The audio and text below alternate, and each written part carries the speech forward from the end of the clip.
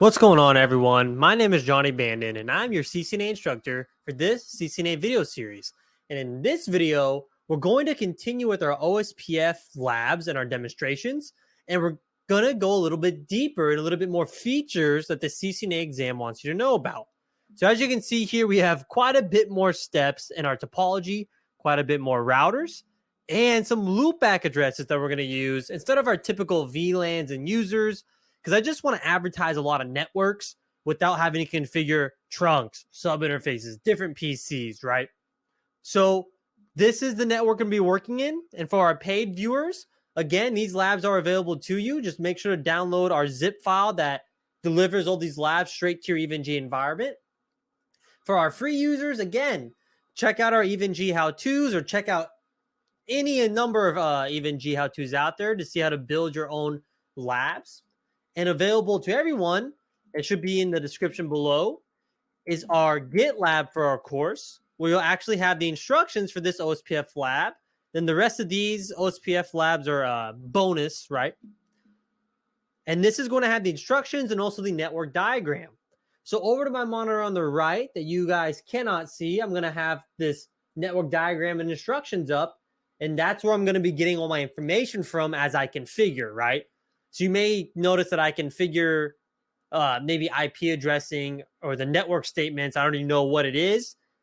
It's because I have the network diagram off to the right on another monitor. So with that being said, let's jump right into it, right? So turn on all devices. So I've done that by coming over here, more actions, start all nodes, paste the baseline from GitLab. So again, for our paid viewers, these devices will already have that good baseline in it. So you don't have to do this. For our non-paid viewers, you can also go to our GitLab. You can clone our repository, right, locally, or you can just grab that baseline that I have available at the root of that repo and go ahead and paste it in. And cool, in step 3, verify all IP addressing is correct. So let's go ahead and now console into these bad boys. So this switch here is just transparent, right? It's just giving me that shared segment for our broadcast network. So we are just going to be doing configuration on the routers here. So as you see, we're at privilege mode. I already have configured a baseline in the IP addressing, but let's just go ahead and verify real quick. So we do that just by a simple show IP interface brief command. We can see R1 has its serial interface configured correctly. ETH02's interface going out to that shared segment, that broadcast network, that's configured correctly. Then we have our 3 loopbacks. We're going to do the same thing on R2. And this one, we should just have one connection to our broadcast OSPF network. That's configured correctly. We have our loopbacks. R3, same thing. We actually don't have them configured. So let me go ahead and fix that real quick. But R4, we are configured correctly. This will just have a serial link because between R4 and R1, we're going to have point-to-point. So good thing we checked R3. Let's go ahead and fix that right now. So R3, this is going to be our link to broadcast network. It's going to be IP address 10.10.10.3 and then a /27, which is a 224. And then we'll go ahead and no shut that. And then we got to make our loopback addresses. So I guess maybe if I haven't gone over this, a loopback address, what it is just a interface that is constantly in the up state that you can use for stability in the network. You can also use in these lab environments, right? Typically in real world, you're going to see these loopbacks used again for stability. So these loopbacks could be a way to always keep an IP address online that can be reachable for maybe when you're configuring VPNs or JRE tunnels. Maybe you make that loopback the source, the destination, especially if you're advertising it in your routing domain. So you're going to see loopbacks used a lot, especially throughout training. I mean, just about every trainer uses loopbacks to simulate networks in training instead of building our VLANs and our users and our trunks and all that extra configuration. It's just so easy to create these and then always have these IP addresses that we can now work with, right? And again, they're always in an up state, as you can see here from this syslog message. Awesome. Now, before we start doing our OSPF configuration, let's just make sure we can ping everywhere, right? Okay, so we can ping R1, we can ping R2, R4 should just be able to ping its neighbor, R1, and great, we have full reachability. One more thing to note here on R4, I want to show you the serial interface because these point-to-point links are not really in the CCNA exam curriculum anymore. So when I started learning IT or networking, we were always configuring serial ports, real world and lab environments, right? And you had to choose what kind of encapsulation it was using. So for serial ports and even G environment, you just have to do the encapsulation command, PPP. You don't need to worry about clock rates or anything like that. And then you'll be good to go. Okay. So if you're configuring that serial interface, just go ahead and put this command here and you'll be up, and you'll be able to ping from end to end, okay, between that point-to-point link. Cool. Now our steps. So this is going to have us configure a lot of features before I actually configure OSPF. So what I'm actually going to do here, guys, is because I want OSPF to all come up at the same time, what I'm going to do here is have this little window here, send commands to all sessions. And what I'm going to do on R2, R1, R2, and R3 is I'm going to shut down its interfaces, right? So one way I can do that here is just by doing something like this and then shut.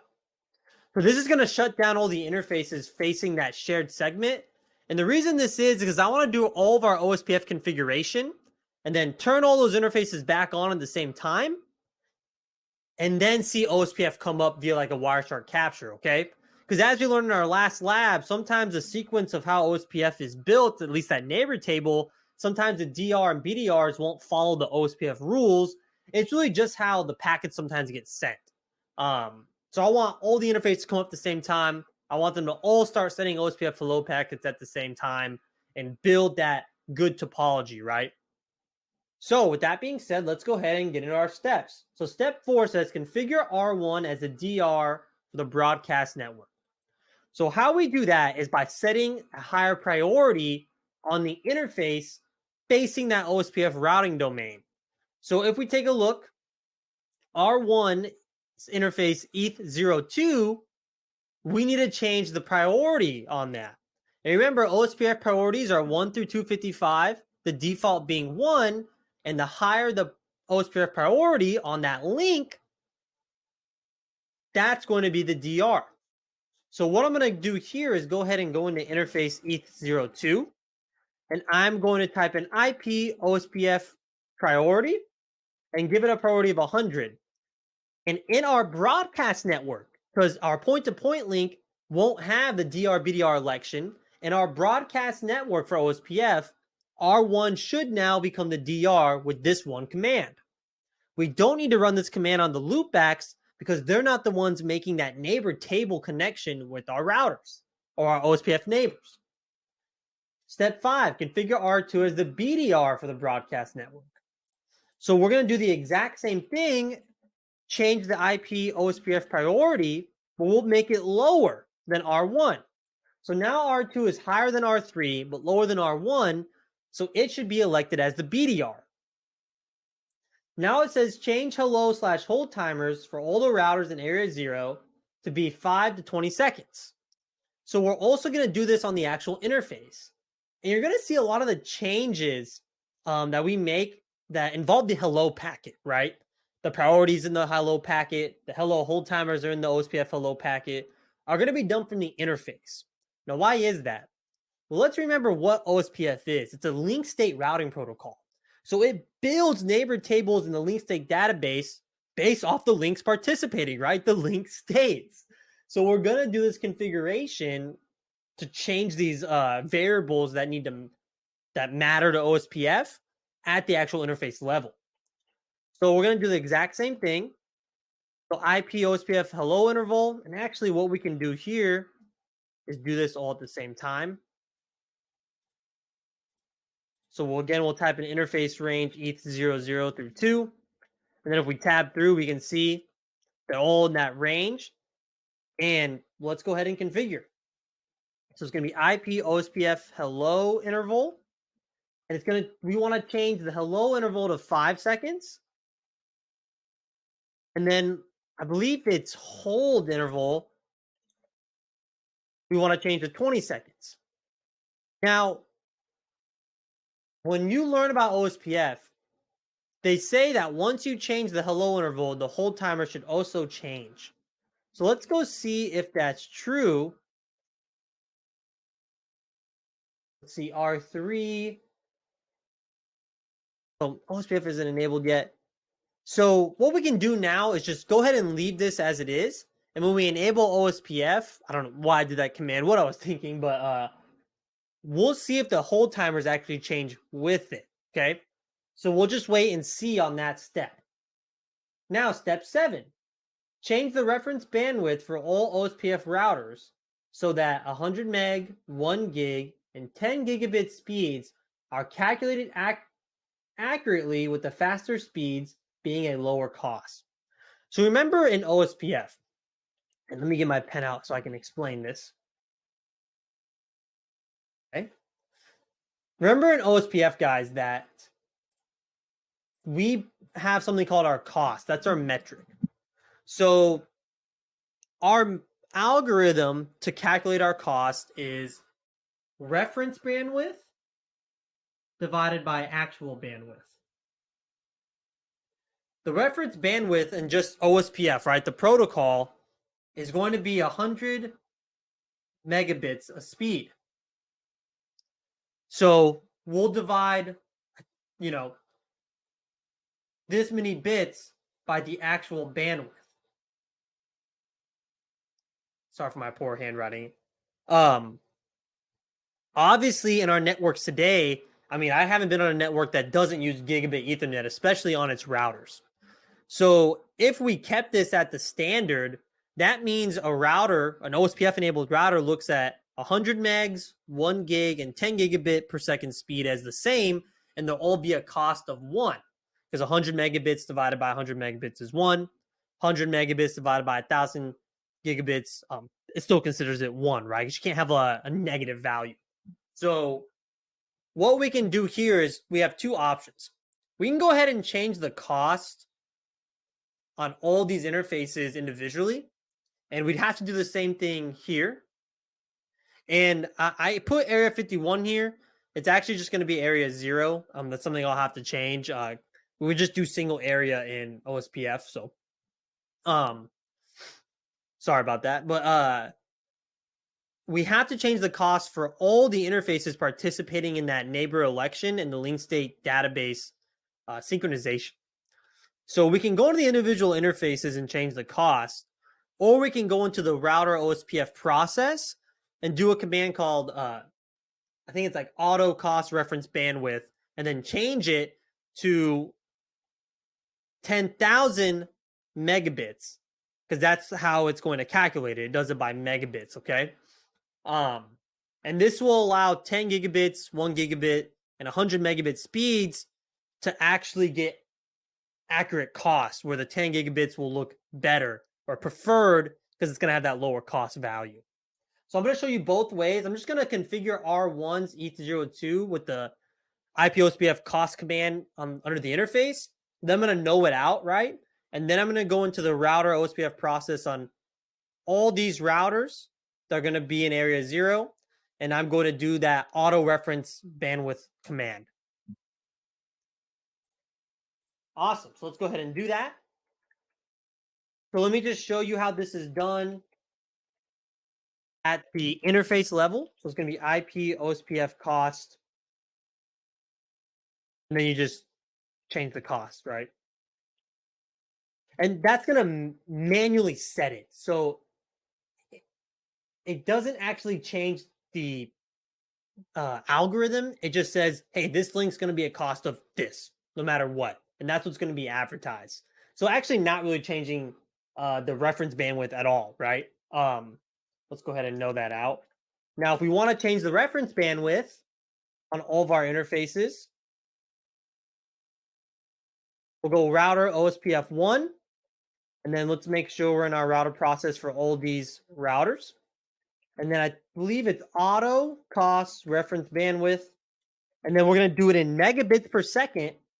So we'll do 10,000, right? And we'll go ahead and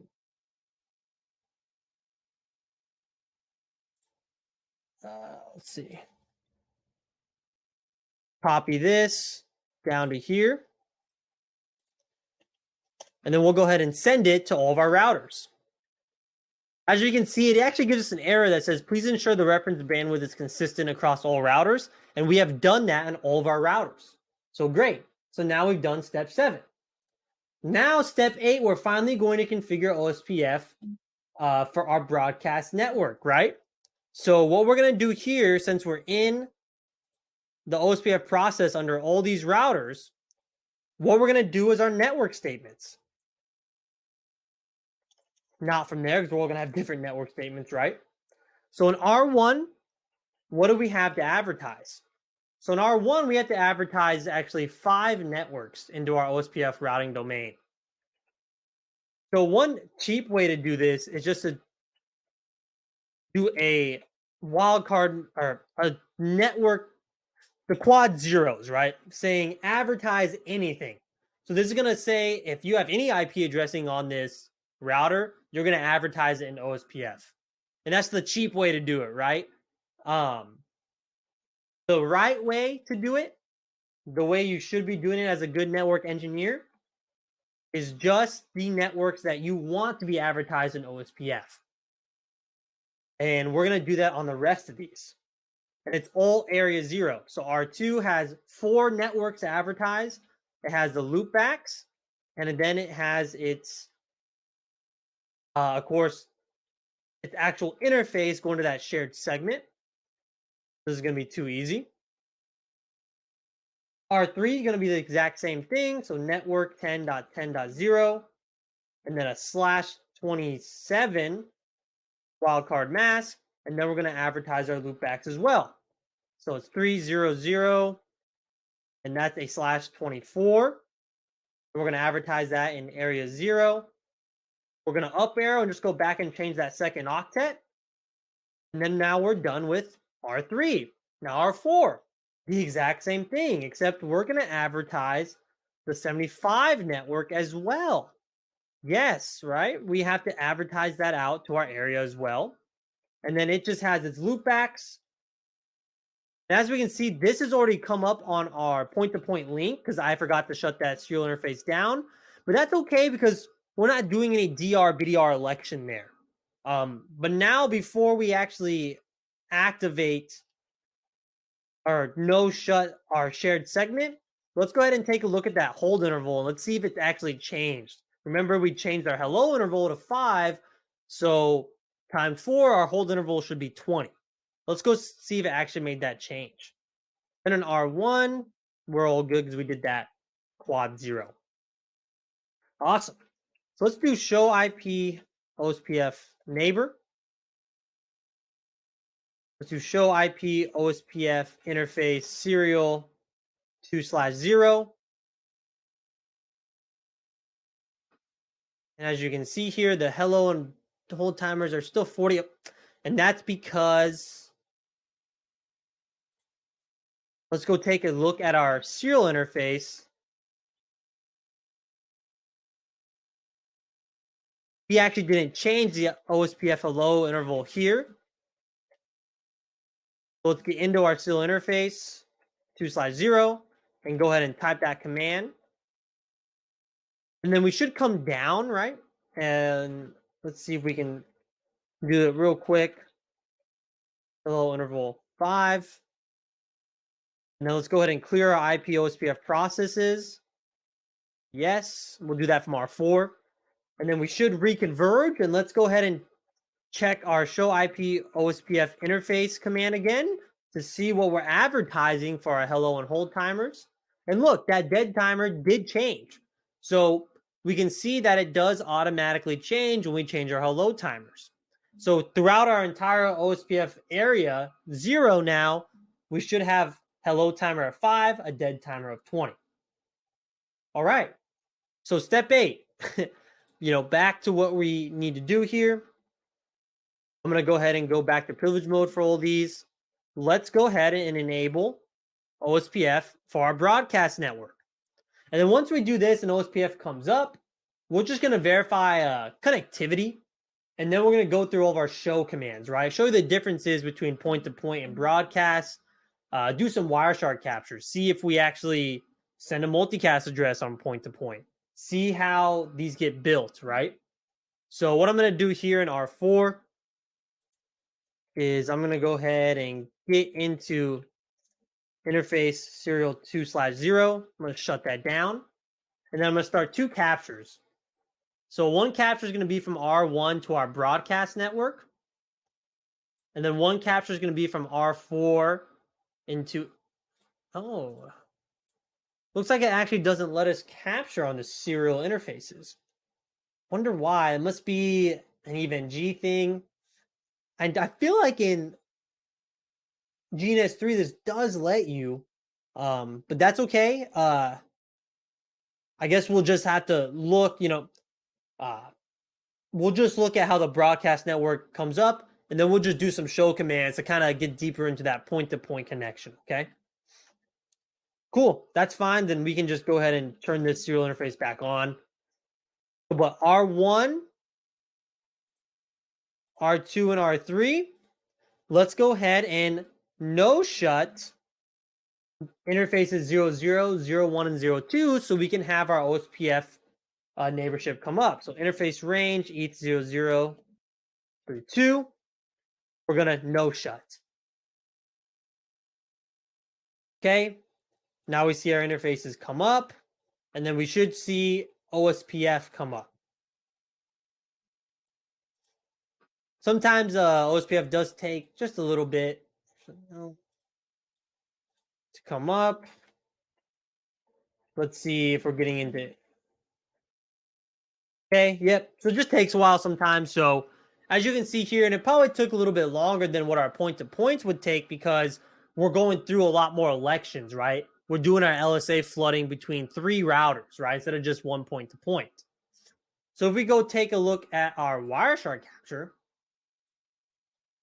yeah, look at the fireworks here, right? So I'm capturing from R1's perspective. So R1 is 10, 10, 10, 1. So if we look, and we can just expand this here. If we look into its hello packet, we can see here, at first, our designated router is nobody, right? And then once we get into the other hello packets, for some reason, right there, I'm sorry. So the router priority is at 100.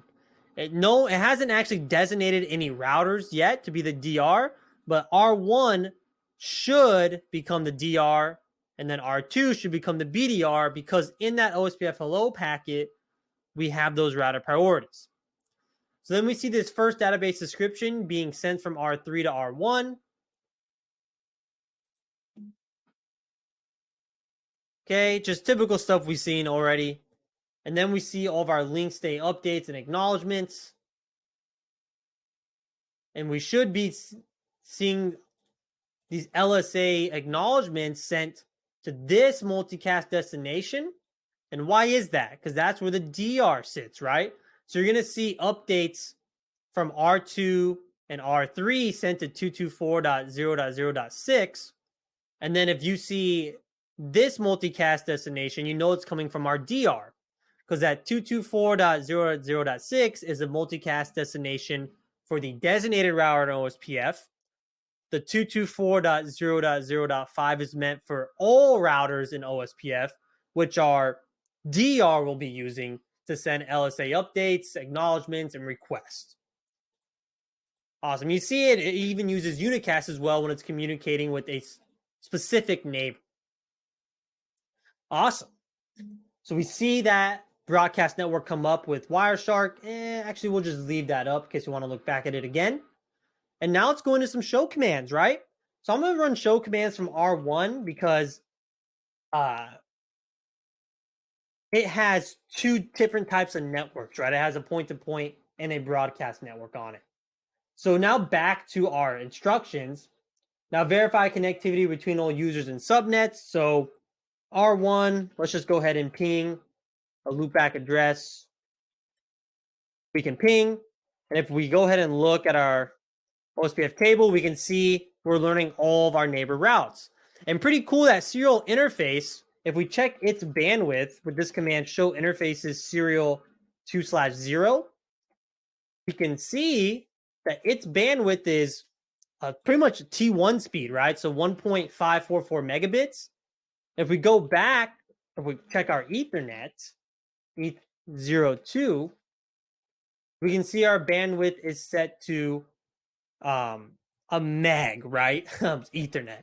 So if we go look at our cost now, we can see that the cost is actually better on our Ethernet segment than our T1 speed or our serial interface, right? So pretty cool kind of seeing how the bandwidths do matter, right?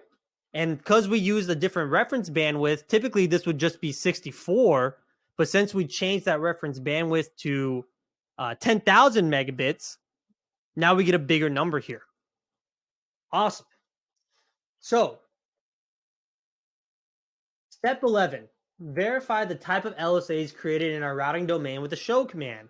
So what that's asking is we want to see what LSAs were sent and created, and we can do that with the show IP OSPF database. If we can see here that we have type 1, that's router link states, that's a type 1 LSA. The net link states are type 2. So these LSAs are created for anything within an area, meaning since we're only in area 0, we're only going to have type 1 and type 2 LSAs being built. If we added area, let's say 51 in here, we would get type 3s being sent into that area 0. Okay. But since we're just running area 0, we can verify our OSPF database here is just creating type 1 and type 2s. All right, step 12, verify all OSPF neighbors and take note of the state differences between our broadcast network and point-to-point network.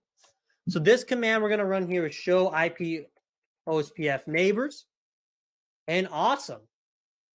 Let's go ahead and take a look. So we see here with our connection to R4 to point-to-point, we don't have a DR or BDR. And because of this, look at our priority. It's 0. It's pretty much null. We don't need it because we're not actually doing that DR-BDR election. Because this is not a multi-access link, we don't need our a designated router to be the master of that LSA flooding. With our other routers, we can see the states and relationships. So we're always going to be at a full state, right? Once we're fully converged and synchronized. But we see we have our BDR located at R2, which is how we wanted it, because it has a priority of 90, where our priority is 100. And then we have Druther here for R3. And this is just saying that, hey, this isn't DR or BDR, and I'm going to communicate with it on that 224.00.5 multicast address or unicast. If we want to look at our own interface, for OSPF, we can see our priorities at 100, right? And we are the DR because of that. And then it also shows adjacent neighbors with this link. And even, again, shows you where the backup designated router is. Sweet. Some other protocols we can run, right? Show IP protocols. This will show you all the networks we're advertising for. Well, right here, right? So this is what we advertise. Everything. And then this is all of our neighbors. If we want to look at just our OSPF configuration and the running config, we can run this command here. Very simple on R1, right? And then if we want to look at all of our OSPF interfaces, interface brief, we can see that these are all the OSPF interfaces that are enabled. You can see here this states loopback. We can also check out the states here as well. Point to point, Then ETH2 is a designated router link. Awesome. One little thing I want to show you guys that's not on the instructions is passive interface. So you may be wondering why these are sending out hello messages, right? Why are they a part of the OSPF domain in that way? We want to advertise these networks, but should they really be part of OSPF? And if on this router we had a downstream switch that just had our LAN, do we want OSPF hellos being sent down? Is it needed? Not really, right? So what we can do is something called passive interface, where we can actually set a loop, an interface to not send those OSPF messages. So it's still going to come up in this show IP OSPF interface brief, but with that passive interface command, you're actually not going to send any hellos out. So if I were to configure router OSPF1 passive interface serial 2/0, we're going to come down. And we see that because we're pretty much saying, hey, don't advertise out this interface. So I'm going to go ahead and get rid of that. Just want to show you guys that. And now, step 13. Let's make sure now let's make R3 the DR for our OSPF broadcast network. So now we want R3 to take over as the designated router. So how are we going to do this? So we know that R1 has a priority of 100. R2 has a priority of 90. R3 has a priority of 1. And I got to move this BDR as well and this DR over. Sorry about that. Just ignore that for now. It'll be changed by the time you see this YouTube video. So how do we make R3 the DR? Well, one thing we can do is just go ahead and raise the priority. So let's go ahead and do that on this interface and see if R3 does become the DR. So let's get into interface 00. We're going to change that IP OSPF priority to 110. Let's just give it a few seconds. Now, while you're waiting there at home watching this video, do you think R3 is going to take over as a DR? I'll give you a little hint. Does OSPF send updates like that? It doesn't. It only sends updates when there is a change in the topology. Remember, this priority is sent in the hello packet.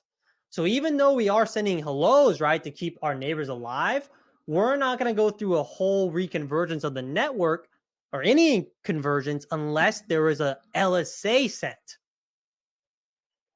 Let's check with this command neighbors.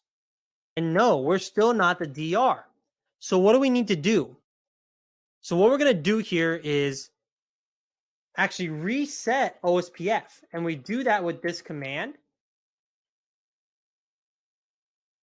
So let me bring this command up, send to all sessions. We do that with this command, clear IP OSPF process. And this is going to reset the OSPF process. And now as we come up again and we rebuild our neighbor table, our topology table, and then our full conversions, right? We come back to that full state. R3 should now become the DR. So this is a definitely something I think can be testable.